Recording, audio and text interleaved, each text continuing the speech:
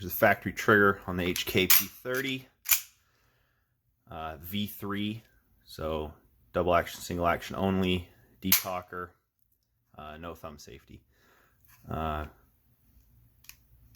That part of the double action is smooth. It has a stage right there and it gets really gritty and then breaks, and it's really heavy. That's probably, you know, 12 pounds or more. Wouldn't even register on my gauge. Now in single action, there's a stage right there. That's the firing pin safety block I can feel. Nice clean wall, defined wall.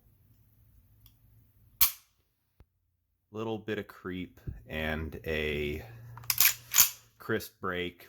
The reset really long, and then it has that much more take up to get back to the wall.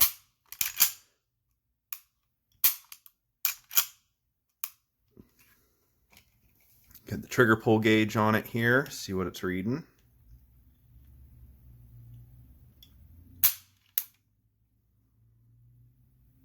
Slightly over 6 pounds.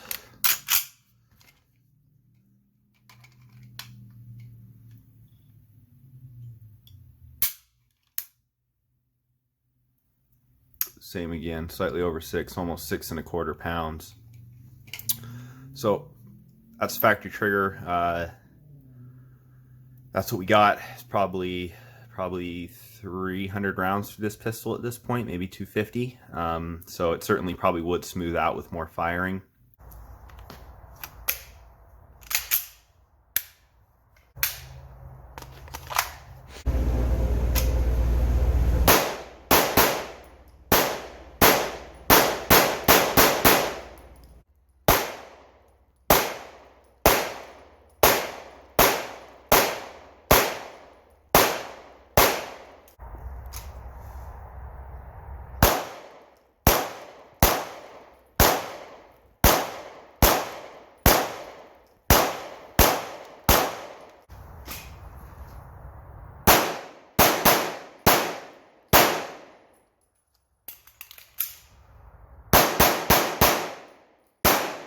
I have for this pistol is the Gray Gun short reset system.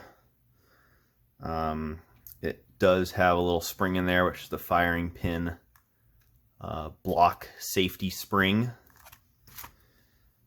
Slightly reduced power hammer spring. The stock I believe is 12. This one is 11. You can go down to 10. I wanted to make sure I could still have reliable ignition on hard primers, so I went with the middle of the road 11 pound. And then this is the sear spring, but this is the match grade nickel coated sear spring. And I imagine the way this works, I'll see once I get in there, is that the sear rubs on these tangs somewhere. So having that nice slippery nickel coating on it is gonna reduce that friction and make everything a little bit smoother. And then I got HKParts. All of this was ordered from HKParts, but this is their aluminum carry style Magwell. I like Magwells if they're an option. You can use factory base plates with this, so that'll be kind of cool. Give me a little place to put my pinky finger. One thing I didn't get to order because it was out of stock is the enhanced magazine release for this that sticks out a little bit further, and I'll probably pick it up if I get the notification it's back in stock. But this one works pretty good, and I don't think even if it was extended, I would be able to release it without breaking my grip. I really don't mind this kind of mag release at all. I guess I'm used to the more American kind, but this works great. It's really easy to use and intuitive. So I've got this thing all torn apart. It's a bit of a funky system, but there's quite a bit of room where I can make some improvements. So this is the hammer strut, and it rubs on pins in both these areas right here. The hammer pin, I think, back here, and then this little roll pin right there, so I can smooth that up. You can actually see, I think on this side of the bigger groove, there's a little wear mark there, so I'll put a nice polish in those little grooves there. The hammer right here, this is your actual, I guess what you would call like sear face, so I can put a polish on that. It's not bad. It's a funky design though. I like it. It's pretty simple. So everything just kind of stacks up on this one pin. And what happens is this right here is actually the little ledge that the hammer gets caught on. And if you push the decocker button, this little lever is up, and the decocker button just drops the hammer into this little lever instead of letting it hit the firing pin. But when you pull the trigger action first pulls this down out of the way, and then it pulls this down and drops the hammer, and then this little thing right here goes into this pocket, allowing the hammer to go all the way forward and hit the firing pin. So this is pretty neat. And then the control lever latch goes on like that, and then the disconnector goes on like that, and these all interact with the trigger bar. So things to polish up. Any face where these two things rub against each other, I can knock down the high spots on those. I can polish up the face of this where it interacts with this guy right here. I can't do much for this because there's not really a way to get a tool in there, so I'm just going to leave it. Like I said, shiny up this where it interacts with the hammer. Of course, with the Gray Guns kit, I'm replacing the control latch right here. Like I said before, I'm replacing this spring with a nickel-coated one, and this spring actually goes like this, and this tang hits on this guy, and this tang, the left tang, hits on the back of this guy. So I can also shiny up those mating surfaces to really get the most out of this nickel-coated spring. And then also, you can see the trigger bar actually doesn't really have any contact all along its length, all the way across here. Where it does contact is inside here. It rubs back and forth. And it'll be hard to see, but you can see there actually is some shiny parts coming up the wear where this thing is running inside the locking block area here. So that's going to get smoothed out as well. Top of the disconnector where it runs on the slide, which is this face right here, to disconnect the trigger, it rubs along here. And then when it's in battery, it pops up into this thing, so it allows the trigger bar to come up and connect with its control lever. This is a firing pin block safety, and I have a new spring for that in the Gray Guns kit, that little guy right there. And so when I pull that out, the tip of this control latch, well, of course it'll be the new one, is what lifts this up on this face right here. So I'll polish that as well. So anyways, this is the first time getting into one of these things. I like this system. It's pretty simple. I think it's pretty robust and cool, and pretty easy to see how it all works and fits together, and in a few ways to smooth everything up in there. So I got everything polished up here, knocked the high spots off here on the side of my hammer, and then also kind of shinied up my little sear surface there. Kind of hit the sides of this with a stone, and polished the area where the disconnector rides on the slide. Knocked the high spots off the side of this. Hit with some really fine grit sandpaper right there. That little tang is where the spring rides, which now you can see if I adjust my light, the new nickel coated spring is in there. I've already put some grease on here for reassembly, but I knocked the high spots off of this, knocked the high spots off that side, knocked the high spots off this, and then hit this little area with some sand, 1000 grit, because that is where this leg of that spring hits. And shinied up my hammer strut, and I put the longer pin in the sear / decocker lever here for the Gray Guns kit. This is the control latch lever that comes with the Gray Guns kit. It doesn't need any work. It's nice and smooth and shiny. And then one more thing I found, you can see I knocked down the high spots there and put a little grease on that, but That grittiness in the second part of the double action actually comes from this face of the trigger bar right here rubbing across the bottom of this pin, which is the hammer pin. So I've knocked down the high spots on this and hit it with some 1000 grit to make it nice and smooth, and then I also hit this with a really fine ceramic stone to make it nice and smooth, so hopefully that grittiness as it slides will be gone. For reference, like a CZ75 Omega or a P09 or a P07, which I have videos on, they actually have a roller that takes care of that rather than just sliding, which I prefer to sliding because it makes it feel like duty. So anyways, hopefully that'll take care of that grittiness in the second stage of the double action trigger pull. But anyways, we're all set to go back together now. The double action is still pretty heavy, still maybe went down a pound or two, but it's a lot smoother. It doesn't have that second stage of grittiness. Single action take up is a lot smoother. You can barely feel the firing pin safety block right there. Again, same nice defined wall. A little bit of creep, crisp break, but the reset is quite a lot shorter. So that's nice. That's the whole point of that Gray Guns short reset kit. Let's see if we've affected the trigger pull weight here at all. Before it was just over 6 pounds. Oh, wow, 4.5.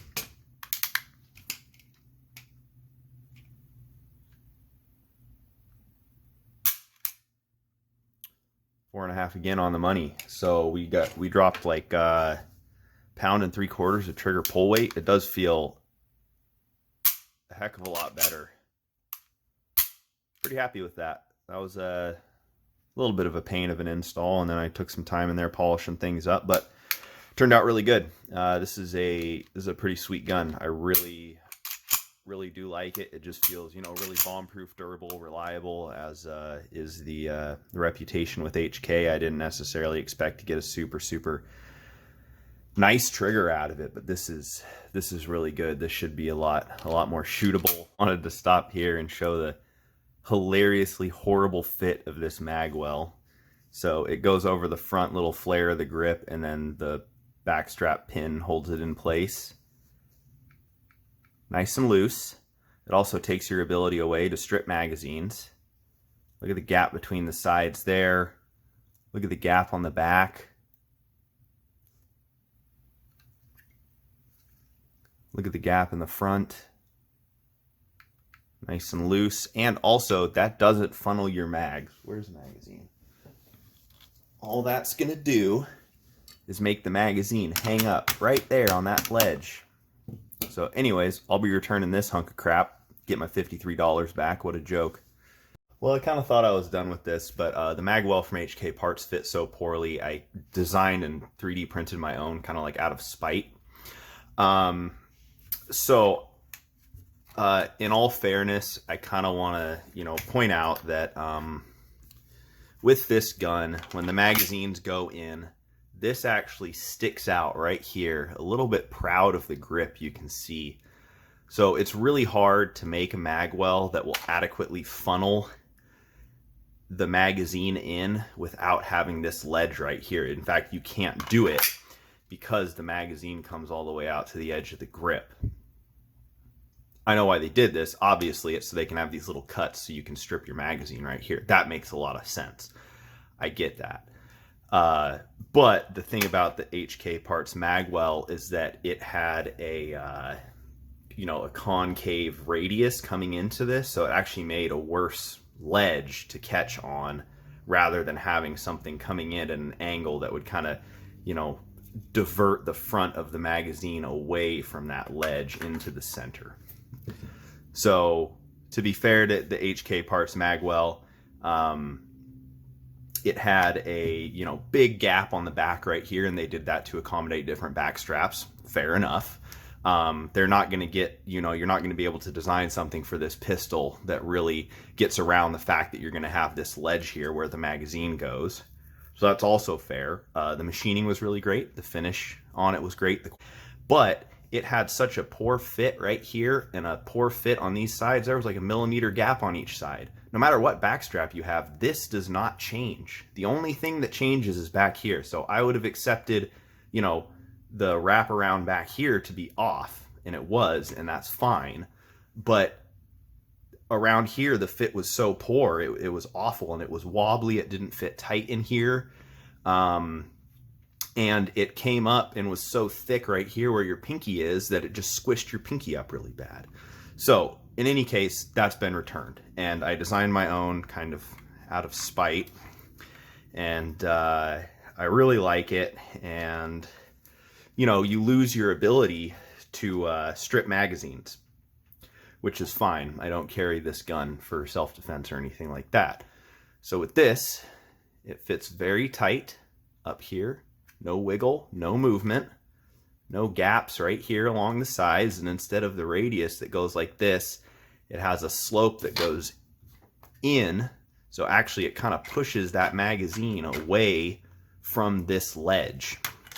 So, and then again, obviously, you know, the design of the magazine, you can't really have something that funnels it right here. So you're not going to get away from that. But it has a nice smooth transition in the back. You can see the magazine base plate just sticks out barely below that. Nice and smooth, no issues coming in and out. This Magwell, of course, fits the stock 17 round magazines. And also the factory 20 rounders look real sweet in there. Gives you extra nice purchase for your finger, and then also kind of a little indexing point for your support hand. And then also, I really like the profile of this backstrap. I didn't want anything messing this up, so I made it not go around the back of the gun, and then sized the insert right here that the pin goes through to match up with this backstrap, the medium backstrap, which is what I run on my gun. But it wouldn't matter if the small or the large was used, it would be the same. The pin is in the same spot, obviously. And then it goes up and covers the little cutouts for stripping the magazine, but doesn't cover up the HK P30 logo. It's printed out of PETG, which is waterproof, UV resistant.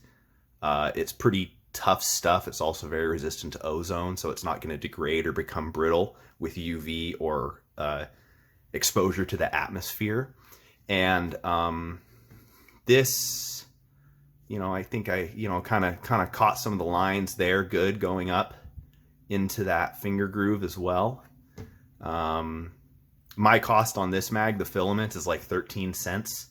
So that's pretty cool. And, you know, the 8 to 10 hours of design and prototyping time I put into it, well, that's what I do for a hobby, so I don't mind doing that anyways. I like doing design work. I do it a lot for my job, and I do it a lot for fun as well.